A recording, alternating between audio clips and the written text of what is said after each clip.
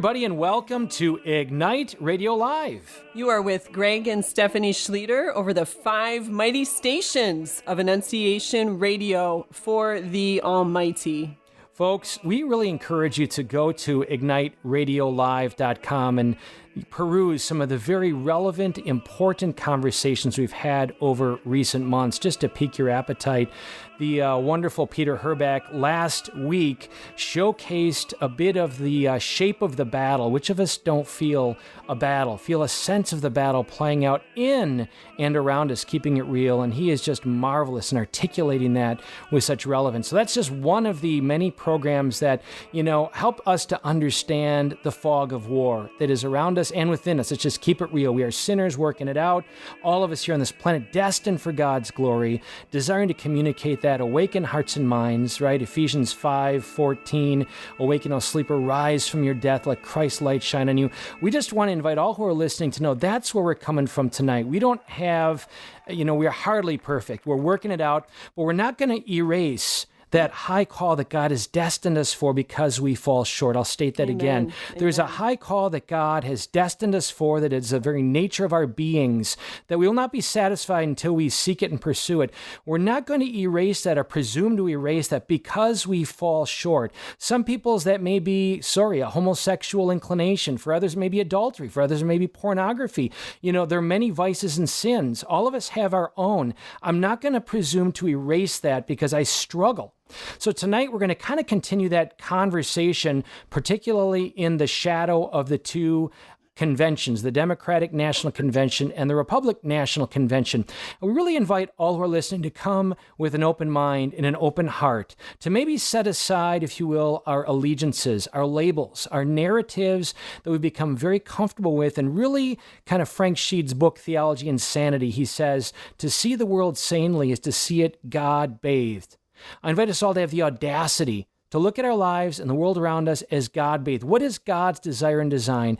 And don't dismiss, if you will, because it's a mess. It's hardly on this side of things angelic with perfect, pure forms. The Republican Party, hardly, not there. Democrats, I will say, certainly not there. But let's have the maturity and wisdom tonight to look at things God-bathed and to recognize it is a bit of a mess. But the Messiah is in the mess, and we're called to go there. Read a Catechism number 246. We are called as Catholic Christians to engage in this battle on this side of things in the political and social arena. So we're hoping to discuss that tonight in a folksy way, and we do invite you to contribute to the conversation. So again, Ignite Radio Live. So I'm going to set the stage by introducing, if you will, our two brothers, guests with us tonight. And I couldn't be more jubilant to have these wonderful men of God, both lawyers, don't hold that against them. Both of them just extraordinarily gifted, and I think on an international stage, they bring wisdom, insight, humility, pursuit of God. I've known them for a while, and my wife wants to add to this. No, we couldn't think of two better people to join us for this conversation. The wisdom that they will bring, the grace that they will bring, just delighted to have them. And they are. Jeff Barefoot was a political science major from Miami of Ohio, my alma mater, woohoo. He's an attorney, CPA, certified financial planner, and a founder of a local wealth management firm. Check it out, folks. If you want wisdom and godly wisdom, Resourcement, check it out. Jeff Barefoot Resourcement. I highly recommend checking him out. Anyways, I continue. President of the Toledo Right for Life. He's a founding member and board vice president of the Right to Life Action Coalition of Ohio. By the way, read into that innumerable examples of his leadership that have seen tremendous effect for the benefit of unborn babies, their moms, and healing in this country. But that's what that title is packed into that title from my experience.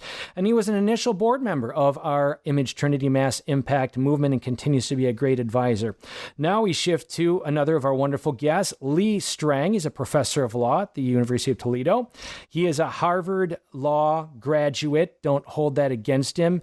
He is the positive fruit that can come out of Ivy League schools. I'm saying this with a little smile on my face, so grant me a little fiat here, It might people. even be a big smile. Exactly, big smile. He had a fellowship, the James Madison Fellowship, with Robbie George from Princeton, which was a very, I don't know how to describe it, elite invitation and opportunity for very few on the planet, and he was selected and included in that wonderful fellowship. And his recent book, which you should all check out, Originalism's Promise, A Natural Law Account of the American Constitution. I'm going to say that again. Originalism's Promise, A Natural Law Account of the American Constitution. Most consequentially, though, he is a husband and father with baby number 8 due to be born any moment. So if he cuts out any particular moment, that is a very possible reason. Welcome, Lee. Welcome, Jeff. How you guys doing? Great. Wonderful. Well, we're going to begin by setting the stage. I'm going to ask Jeff, from innumerable conversations over breakfast, lunch, coffee, cigars, and scotch sometimes, just setting the stage for us, giving us insight of this moment in history, in light of which we can understand this current moment. The election of Donald Trump was the greatest and most disrupting election since Abraham Lincoln's election in 1860. The parallels are quite similar. If you've ever been to the Abraham Lincoln Museum in Springfield, Illinois, you would see many newspapers published in the South by vituperative hatred of Lincoln. He was hated, he was despised, he was vilified. The South didn't just leave the United States. They left because they hated the election of Abraham Lincoln and would not accept the results of that election. After his assassination, America was never the same. We entered 1860 as one nation. We came out in 1864 a different nation. This is where we're at today. I did not support Donald Trump in the primaries. I was a Ted Cruz supporter. I met Donald Trump in the summer of 2015. I was mesmerized. I came with many pro-life leaders to listen to him. And when 90 minutes later, without notes, he accepted every question. This was not the man I had come to know in public. Donald Trump I used to call Donald Trump the Bobby Knight of politics. He would come out on the basketball court and throw chairs and beat his chest. He was stunningly thoughtful and engaging. And from the opening remarks, he was very religious. Of course, I didn't believe it at first. Here we are in 2020. What Donald Trump has done is he has completely changed politics in the United States. The Republican Party doesn't exist anymore as we knew it. The Democrat Party doesn't exist as we knew it. He is a transformational figure. I believe he is a transformational figure sent from God, not on his holiness or righteousness, but as his final call and last tool of his handiwork in the world. And he's not only changed American politics, but he's completely changed the bipolar world that we had grown up in, with the Soviet Union, United States. Donald Trump saw the problem of China years ago and was the sole voice against it, the only voice against China, and has now come to speak. If I may, for the readers, given the context, or the listeners, given the context of where we're at, I want to bring our attention to Romans chapter 13. I want to remember what John Paul II said over and over again, be not afraid. And the Lord told us to be not afraid. But here in Romans 13, we find a direct instruction from St. Paul to be afraid. As Lee's going to speak, I'm sure, in the United States, we don't have a king. The sovereign authority is the voting of the people. What we are experiencing is a complete corruption, demonic from its core, started in the Democrat Party decades ago. I believe we're in the final judgment of our anti-life movement. You cannot rip from the womb 55 million babies and walk around like you aren't going to have judgment. That's where we're at.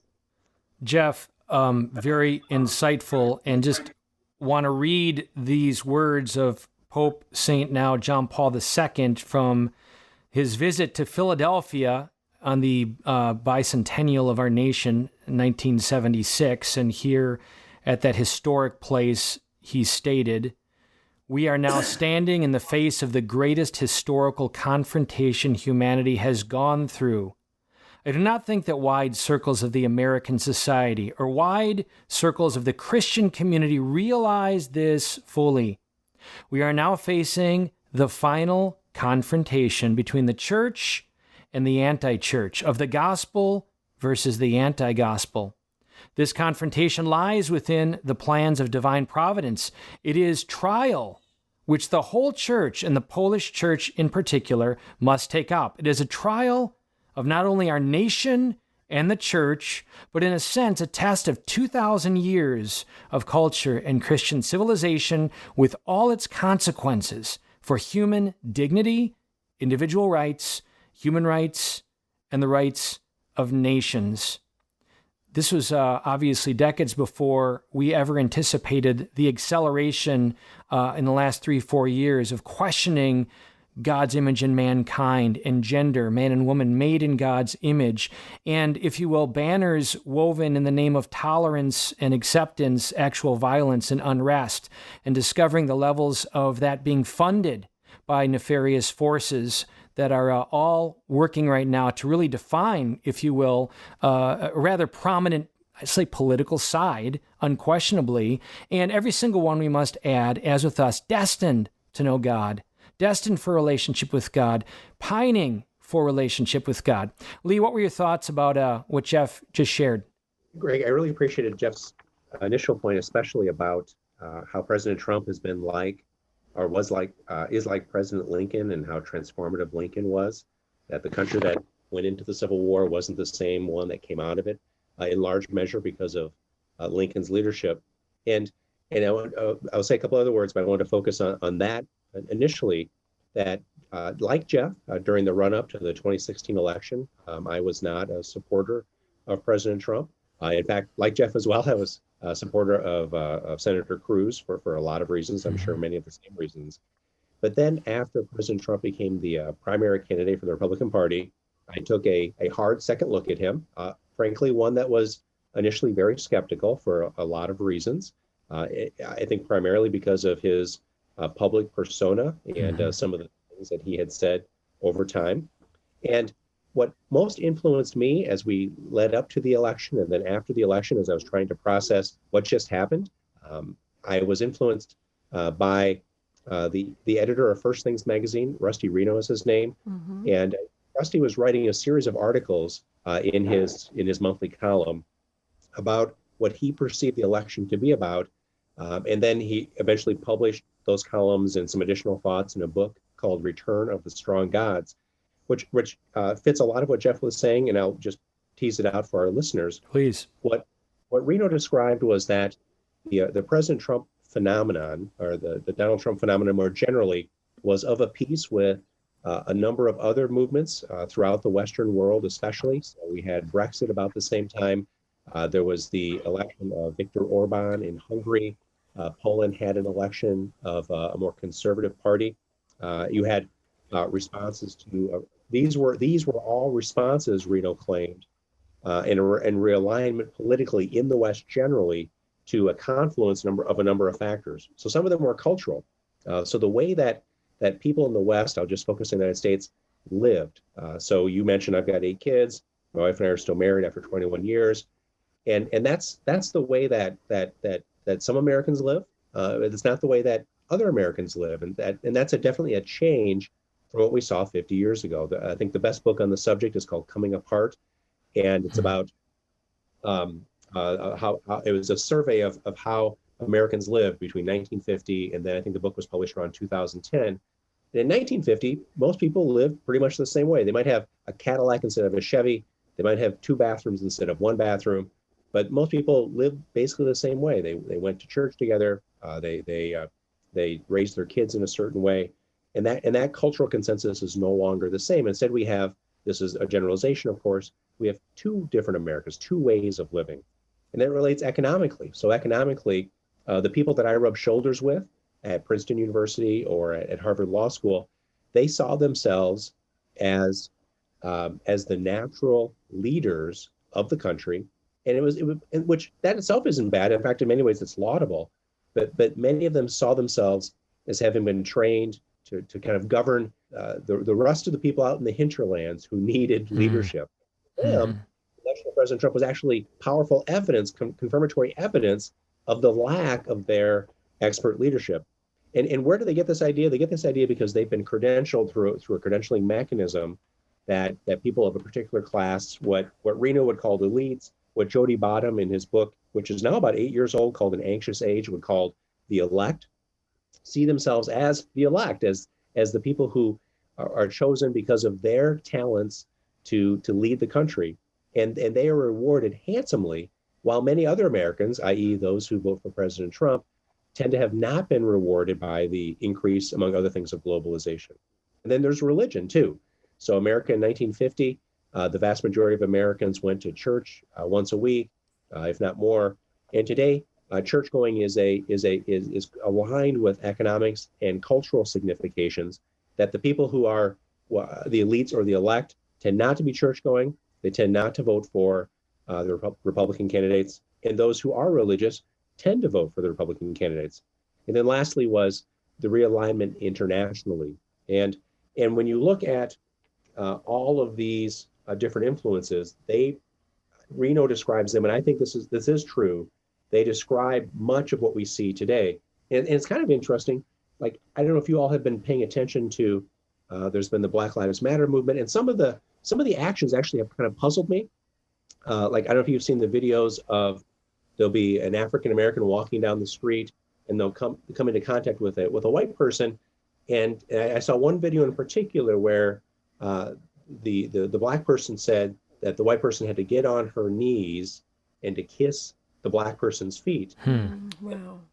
I was stunned that somebody would say that, but I was even more stunned when the other person meekly did it. Wow. And I think what that describes is one of the manifestations of being, this is Bottom's language, elect, is that you have the right views about, in this particular issue, what they argue is a history of systemic racism. And so it describes a lot of things that just were hard for me to understand. Why would somebody bow down and kiss a stranger's feet? And I think that cultural divide is an explanation for that. And Donald Trump is a disruptive force politically because he's representing the other Americans who culturally, economically, religiously, and in the international forum live like Americans had previously lived in the 1950s. So I appreciate Jeff's point, and I agree on that. I'm happy to talk more about politics, but I wanted to let you guide the conversation, Greg. Listening to Lee's comments there, especially the story at the end with the video, like the word that came to my mind was just fear, and not a holy fear. It seems as if fear has gripped our nation, gripped our church in many ways, much to my sadness. But Jeff, can you speak to that word fear as you see it playing out in the landscape, spiritually, in regards to the life issues, however you want to go with that, but just wanting to direct that back to you. First, I want to say to all the listeners that we're all in the same boat as Greg introduced us, that I don't know the heart of God really, and all I can do is look at the world around me. I think that Black Lives Matter and the woman bowing down to kiss the feet is really the outgrowth of the total collapse of womanhood in our culture. I've done a great deal of work with post-abortive women, know many of them. I have known many that have committed suicide, died of drug overdoses. When we have walking around in our culture for the first time in the history of the world, in Western culture, we have women walking around with artificial chemicals in their bodies after they're 16, 17, 18, till they're through menopause, with chemicals in their body that are designed to stop them from conceiving, disrupting the hormones of their very body created in the image of God. The fruitfulness of their wombs shut down. This will drive you insane. You don't touch the third rail of American feminism politics, which is contraception, but I'm going to touch it because what we're seeing in Portland and what we're seeing here is a complete societal breakdown from the disobedience to the natural function of the body. You know, the beauty of Catholicism is its unity between the body, mind, and soul. Right. As a Protestant convert, I see that. So the Black Lives Matter is really, in my opinion, a screen for the breakdown of culture. Can I pause you for just a second, Jeff? Hold your thought, but just for our listeners' sake, please go to Black Lives Matter's site and see explicitly what they stand on. See their ideology spelled out so you know that we're not spinning some angry, hateful rhetoric. We're describing objectively what they speak of and stand on with regard to sexuality, with regard to the nuclear family, et cetera, et cetera. So as my brother Jeff here continues to speak in Lee, we want you to know that we want to be anchored in truth, what is represent people per their own words. So what Jeff is speaking of is validated in their actual self-descriptions. I'm sorry, Jeff, continue. What we want really ultimately is to love one another in the way our Lord asks us to do so. And it's not just the collapse of the feminine body. It's the total collapse of manhood as well. A world that will kill its own is naturally destined to destroy femininity, masculinity, the absence of fathers in the home.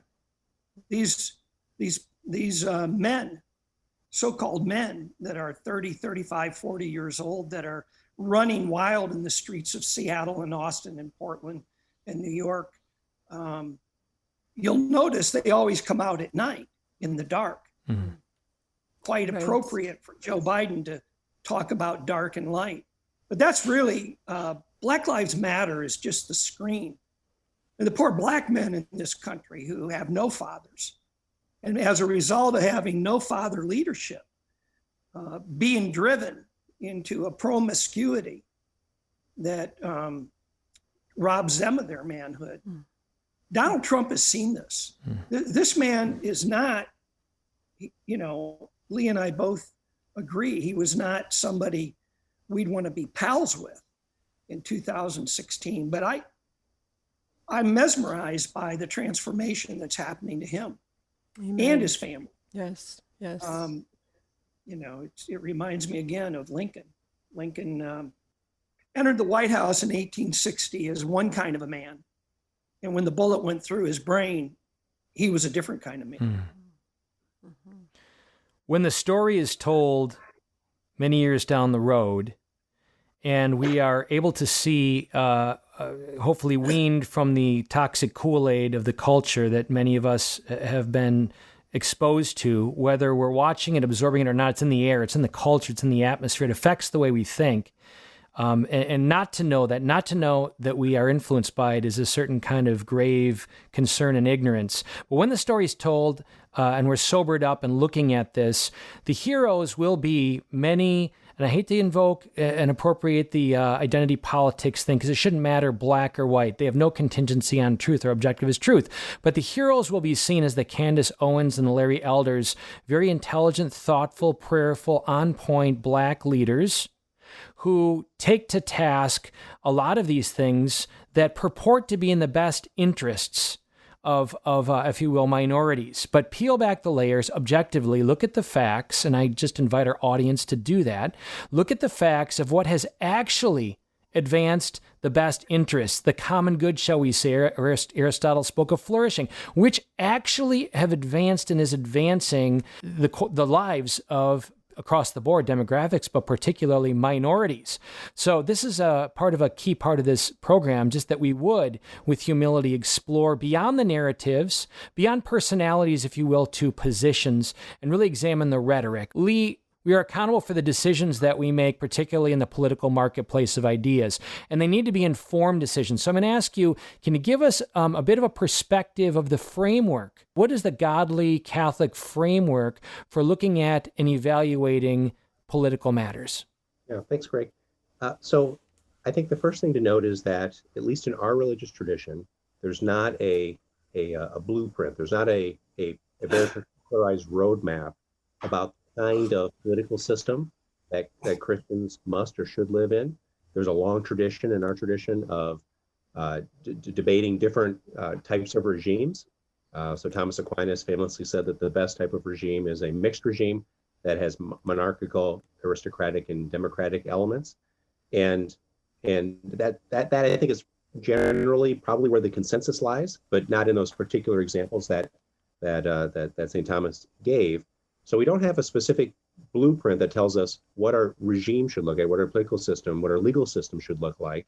But instead, what we have are guide points about if we're in a particular type of political system, how should we, in our different roles in that political system, operate? And our political system is one that has popular input in a lot of ways: voting, advocacy, giving money, doing speech, going door to door. And so, what's our role as citizens, and in a regime where there's significant popular input? And I think what that means is you look back and see, well, what is the purpose of politics in a country like ours? And the purpose of politics is choosing the means to pursue the common good with other people in our community who disagree with us, sometimes with good reasons and sometimes with poor reasons. And there's, a simple example I would say would be thinking of highway regulations, that they tend not to be super controversial, with one caveat. I remember when I was really young, the speed limit on the interstate was 55, and that seemed to make a lot of people angry. But other than kind of unusual situations, that's a manifestation of, we as citizens, we elect people, we call our representatives, we advocate for speed limits, or too much safety regulation, not enough safety regulation, too much environmental regulation, not enough environmental regulation. And in most of those kind of discussions and debates, there's a lot of room for reasonable, good faith disagreement. And so it explains why, one of the reasons why politics in a free system like ours has a lot of debate, sometimes positive, but oftentimes acrimonious. And today's political environment certainly is not the most acrimonious that we've ever had in our country.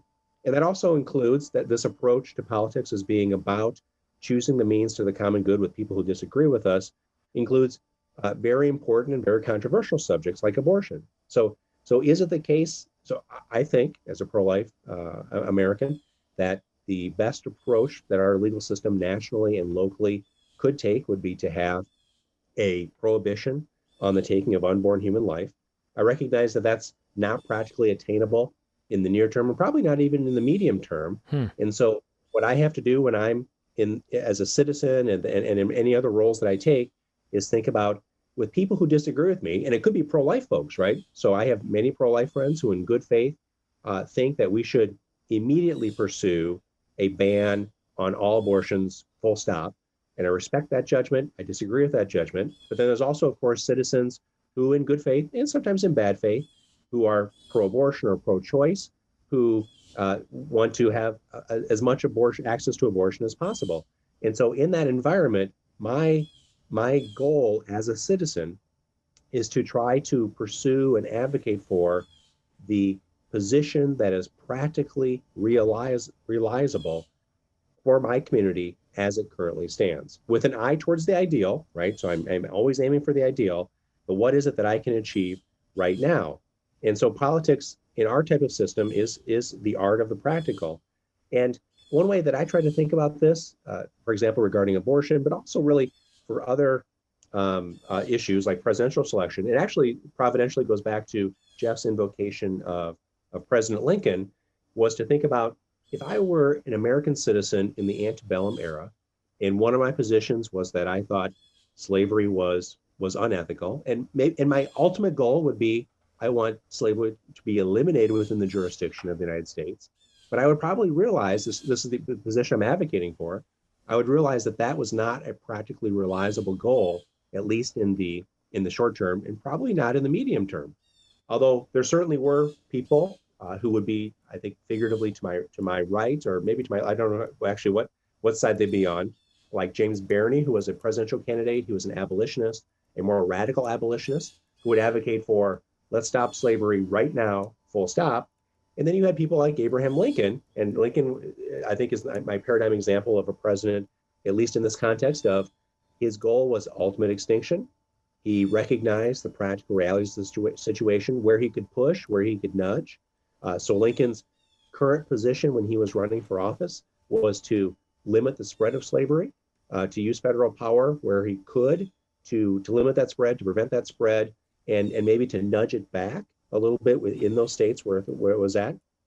And so I think to summarize what I was saying, Greg, that we as citizens have a duty to pursue an ideal, the good ideal, in means that are practically realizable in our current circumstances. And to not let the ideal, I guess a corollary is, to not let the ideal be the enemy of the good things that we can achieve right now. Don't vote for James Barney, would be my argument. Vote for Abraham Lincoln. Appreciate that, Lee. And just for some clarification, by the way, Jeff, you were battling with the bubonic plague, and so I was minimizing the audio. Feel free to click in here. I just want to ask a question. You had suggested that if we are capable, by that I mean the president and both houses, if we had the capacity either for an amendment or to minimize abortion completely legally, are you suggesting you would not be in favor of that?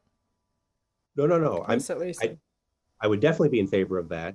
I just don't think that scenario that you spun, Greg, is going to happen in the short term or even in the medium term. And I think obviously as we're speaking about legal matters, we all have to be mindful that we can put a lot of energy inordinately on things beyond our power, beyond our means. We need to advocate, but the big question looks back on us as husbands and wives. Are we forming cultures of encounter? Are we forming the kind of godly men and women? And I say that is a much higher priority. I want to press you, Lee, a little bit, and Jeff, invite you to kick in. Maybe, and I appreciate your backdrop, but what I'm going for is as we look at a field of candidates, I do think there's a given framework to evaluate the good. And there's a hierarchy of values. For instance, simply life, liberty, pursuit of happiness. One's right to life surpasses another's right to, shall we say, freedom. Going to a stop sign in just about every law we think of is a subordination to the ultimate or higher value of the protection of a life. And if hypothetically respective parties represent each one, that we ought to give the highest regard to the protection of human life over other threats. To put it in sort of a maybe allegorical way, Hitler was not remembered for his economic advances. Hitler was not remembered for other great things he may have accomplished. We recall him for the horrific advocacy and enactment of fuel killing millions of people, and that's our situation, of course, with the unborn. In other words, I'm making the case that it merits the highest of consideration, with due note that obviously if such a person who represents the protection of human life has sufficient administrative wherewithal, that isn't putting the nation, the republic, in danger. Is that fair? I don't think anything I said was in tension with or disagreed with what you were saying, Greg. I didn't touch in particular on as a citizen, what are the ideals that you should strive for in a practically realizable format? And it is clearly the case that some goods are more valuable than others, and speed limits are less valuable than for example, religious liberty. Mm-hmm. And so it is the case when we're thinking as citizens, we're thinking about the common good of our community in a practically realizable fashion. And some parts of the common good are essential. So for example, the dignity of the individual members of that community is the most important facet of that. And then there are other means that help us achieve that. So for example, one of the important aspects of individual flourishing is the religious liberty of those individuals to pursue the transcendent as they best see fit. Mm-hmm. And that has to be prioritized over other things. And in particular, it has to be prioritized. It has to be a goal that there can be disagreement about how we pursue that goal. So my ideal is robust religious liberty for all Americans. And in good faith, and sometimes in bad faith, we'll have debates and discussions with other Americans who disagree about how to achieve that goal. Lee, let me be really practical. Following the Democratic Convention and the Republican Convention, looking with a Catholic lens, what takeaways do you have? Okay, that's a good question. And I love it, Greg, that you were focusing on the parties and not so much their personalities. Mm-hmm. But there's some things about Donald Trump's personality that I actually kind of, I think he's like Janus face, where I like and dislike at the same time. For sure. So his bombastic nature is in some ways, I think, a negative, because I would rather have a George Washington style president as opposed to a more bombastic president. But at the same time, that kind of large personality also protects the lesser among us to engage in substantive but also important speech. So what would I take away from that? I would look at the party's platforms, and I would look at the actions of the respective candidates, and thinking about the important things that allow a community to live together well. So we talked about pro-life, and the Republican Party has been consistently pro-life. President Trump has been, I think it's probably fair to say, the most pro-life modern president that we've had, and I'll defer to Jeff's thoughts on that. Everything from judges to tax policy to the briefs that the Department of Justice files in different cases. Religious liberty. So there's been robust protection for religious liberty, kind of in lots of really creative ways too. So some of our listeners may not be aware that one of the initiatives by the Trump administration was that there is now an annual conference on religious liberty throughout the world, and that the State Department makes it a priority in a way that had not been the case before, that religious liberty is going to be protected not just at home, but abroad. Free speech. Free speech is another aspect of human flourishing in reasonable circumstances. So kids maybe have less free speech than college students, for example.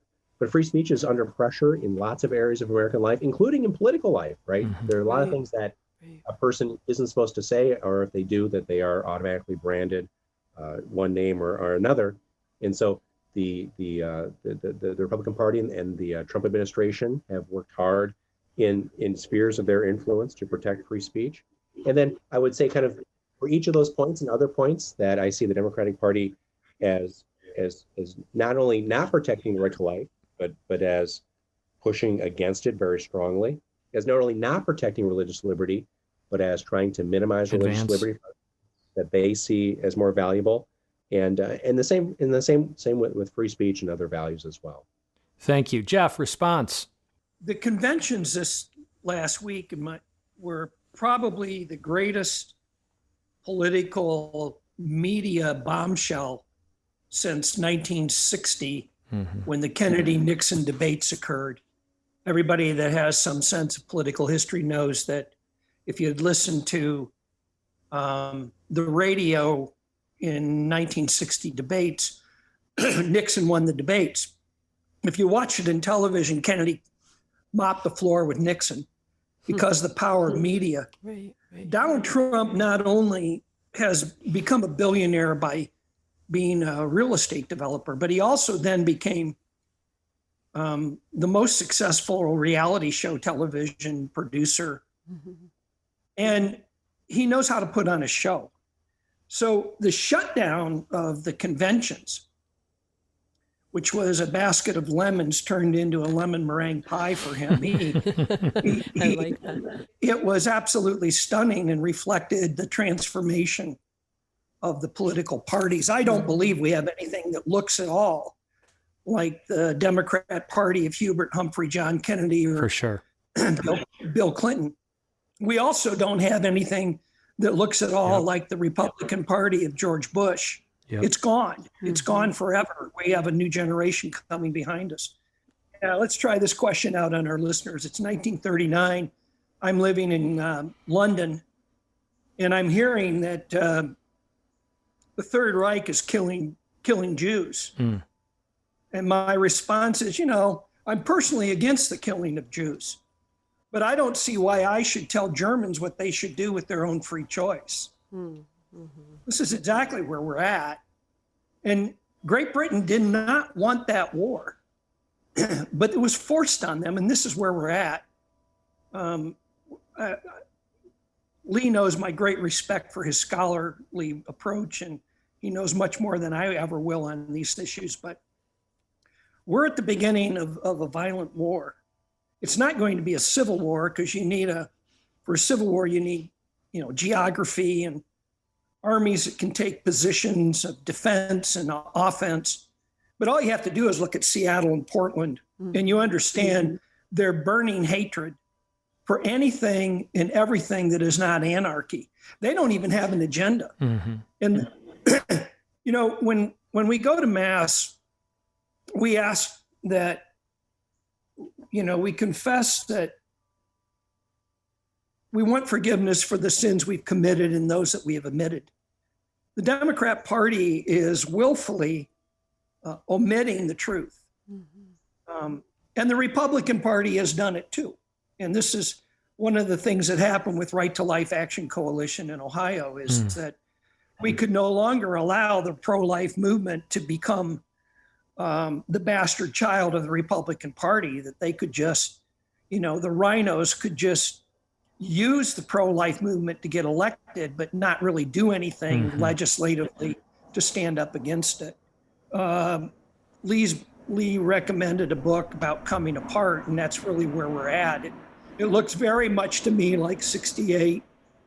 It's much more like, it's not 1968, it's much more like 1860. We're losing the culture we were born into. And I might say too, the Catholic Church is part of this. I mean, I went on Easter Sunday, as we all were shut down by the Kasich-DeWine administration. And I use that term because it fits. It's John Kasich and Mike DeWine who, you know, use the pro-life banner, but then don't really live it out. In significant ways, for sure. Yeah. And so it's Easter Sunday, 2:30. And of course, we had no Mass for the first time since I don't know, since the Lord. Right. Yeah. I went over to pray at the church, and I won't mention what church I go to, which parish I'm part of, but I walked up at the front doors at 2:30 in the afternoon. The doors are locked on Easter Sunday. Heartbreaking. Quite symbolic of where we're at. Right. And, you know, finally, one more response. It's not just the politicians. Religion is, you know, clearly religion is downstream from politics. Politics is downstream from culture. And the Catholic Church is downstream from religion. We have to remember that every single bishop but one in England apostatized. When push came to shove, Catholic England was destroyed, and it was destroyed with the full consent of the bishops. Right. Spot on, Jeff and Lee. Folks, you're tuned into Ignite Radio Live. I might describe this as the title is "What the Heaven is Going On," taking Romans 5:20, "For where sin abounds, grace abounds more." We're not going to give the enemy the credit of being the one that's guiding the show. The big show is being guided by the one Lord, Latin root dom. He has dominion. He is overall. We're not fighting for victory. We're fighting from victory. And in the midst of this present darkness and these difficulties, God has always had from the very beginning of time the upper hand, and we are meant to look at this, appraise these things from the vantage of Him who is Lord and victorious. And I would even shift this in these last moments of this wonderful conversation for more to follow, hopefully in the next couple months leading up to this election, but shift this in the direction of asking, you know, how do we assume the inheritance that God has called us to by virtue of baptism, to take up the sword of righteousness, to enter the battle, Ephesians 6:12. How do we do this? And I might suggest, instead of just pointing the finger, we got to point out those areas of conflict and concern. And I might say this boldly, that the world is tripping over the low bar set by the church. I'll say it again.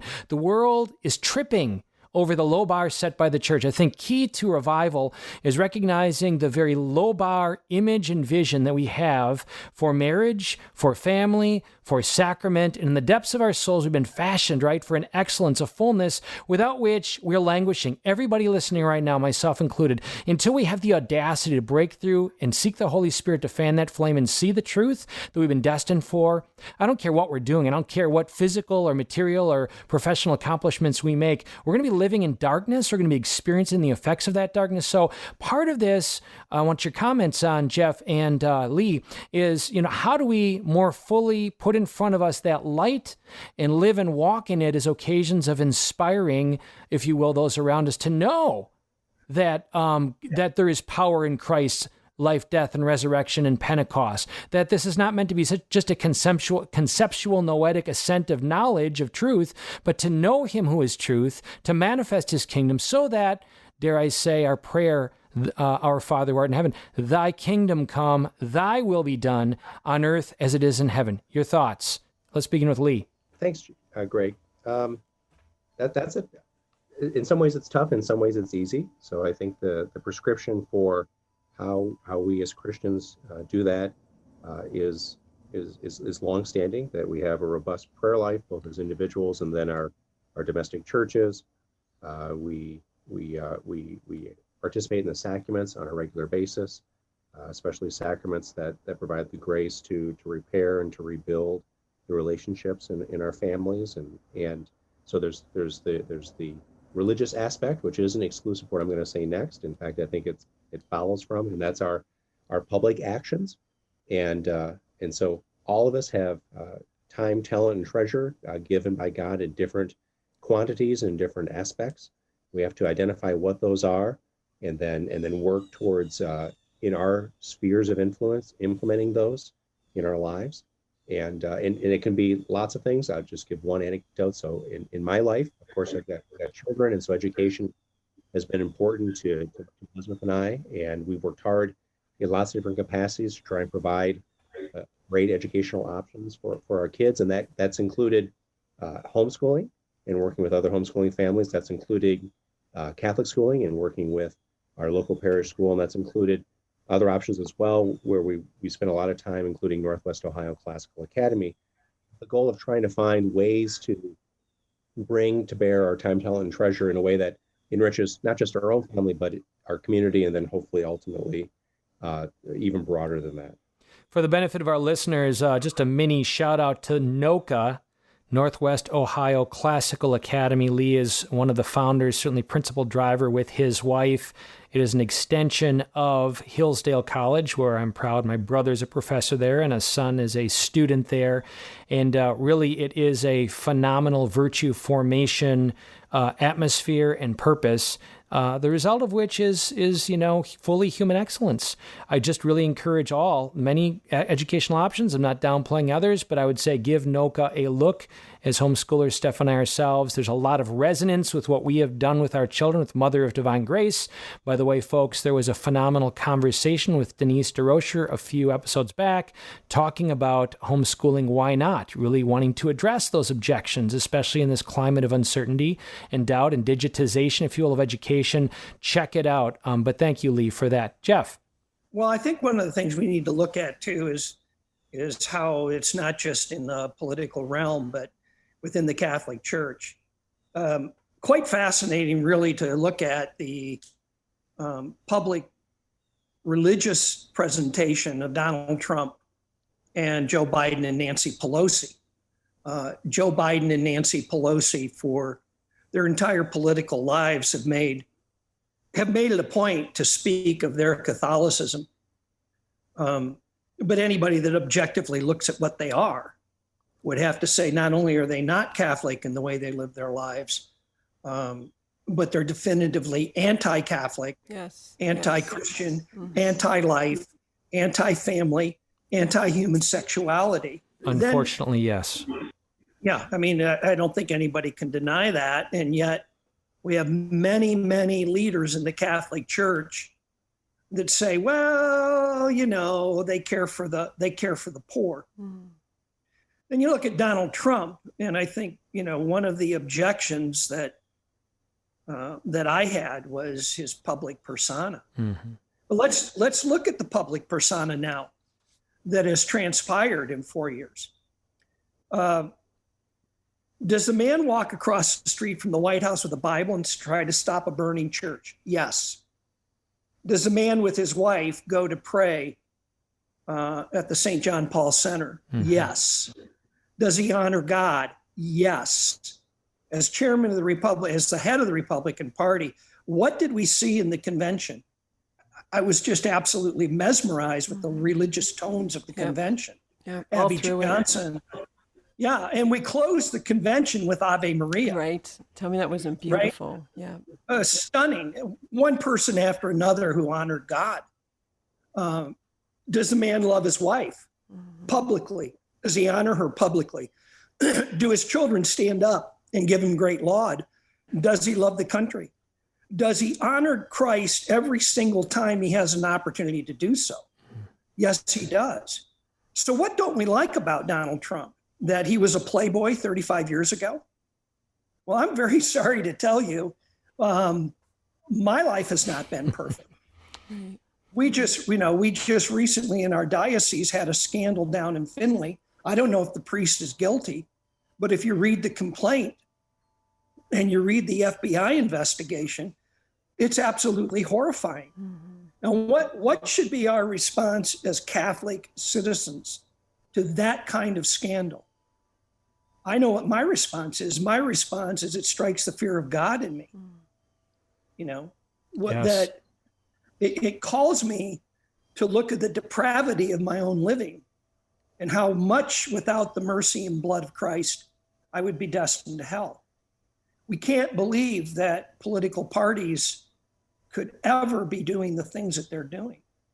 I think Donald Trump is a Constantine figure in some ways, meaning he's not the perfect Christian, but has the man spiritually grown in the office, and has the man consistently stood up for Christ? I believe he has. Yes, and I think Donald Trump. And one final thing, if somebody in the listening audience is saying, well, I don't like his personality and his bombastics and his tweets, but I can't vote for Joe Biden either because of his position. Well, we started with Romans 13, and sovereignty is vested in the people in this country. And a lot of blood by a lot of people that wanted to live was spilled for our right to vote. Failing to vote is a coward's way out, and it's the sin of omission. You don't have the opportunity in this crisis to not vote. You must vote, and you have to choose. Are you going to vote for Donald Trump, or are you going to vote for Joe Biden?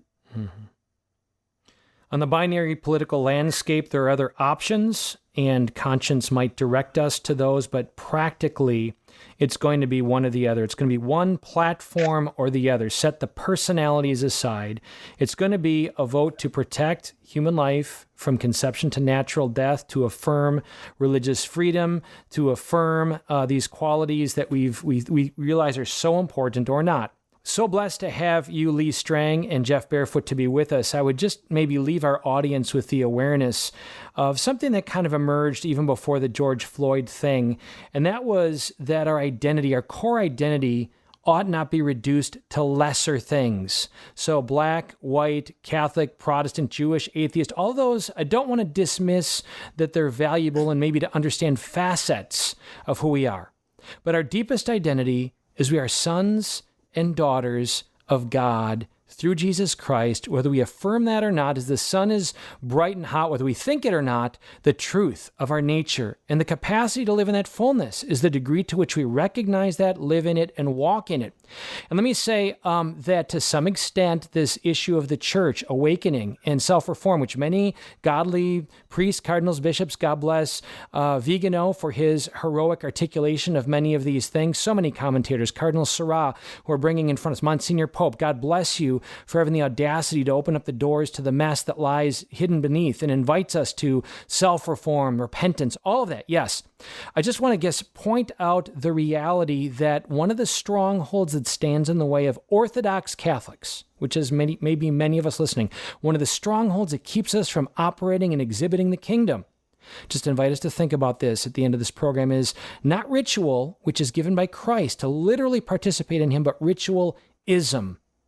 A reduction of this phenomenal faith we have to checklist, go through the motions, connect the dots forms versus a Picasso, flush, a Rembrandt, flush with color and life and light. Ritualism versus ritual. Pope Benedict put it so clearly in the Jesus of Nazareth trilogy that it's relationship at the heart of ritual, relationship at the heart of religion. It is played out more consequentially in our homes than on any political stage, in any halls of Congress. It's questions such as this: when is the last time, Dad and Mom, you gathered your family together to meaningfully talk and pray, to share from the heart the reality of God alive in us, to live our nature as image, icons of the Trinity? When's the last time you made that happen? Those are the consequential kind of questions that we have to consider. And to that end, we, Steph and I and our listeners here and others who've been involved, really urge you to please check out ilovemyfamily.us. This week begins another 7-week journey to get people in the seat and discover the transforming power of husband and wife with kids, making it a priority, putting that flag in the sand, encountering this vital grace of God, pouring forth into our marriages and families, the transforming effect that it has. We can say this now over 7 years. Families that do this, that recognize this, again, presupposing orthodoxy, presupposing the grace of the sacraments, families that recognize this value are seeing tremendous growth, encouragement, and transformation. And I also want to direct you to something called oneheartonecity.us. Oneheartonecity.us. It is a union of Catholics, non-Catholic Christians united in seeking to bring the presence of Christ, the love of Christ, to public places. That word ecclesia, church, it doesn't mean just to gather. It means to go. It means to go to places and have confidence in the power of God to transform other lives, to make them aware of their nature and love. I know it's a long monologue from Greg. You guys are now used to it at this point. But so blessed to have you, Lee and Jeff. We love you guys. We pray for blessings on the Strang family as you're anticipating the birth, the revelation of the beautiful little Strang child number 8. And all of you out there who are struggling in any way, we declare God's love. We declare God's love and His grace surrounding you in your marriage and family and home, that there is transformation, and God invites us to experience that. Let's lift up our Pope. Let's lift up our Bishop Thomas, who's a wonderful man of God, who's faced with difficult challenges. Let's lift up our priests. But most importantly, let's have the audacity to see the truth that Christ calls us to and to live in it fully. Thanks so much for being with us tonight. God bless you.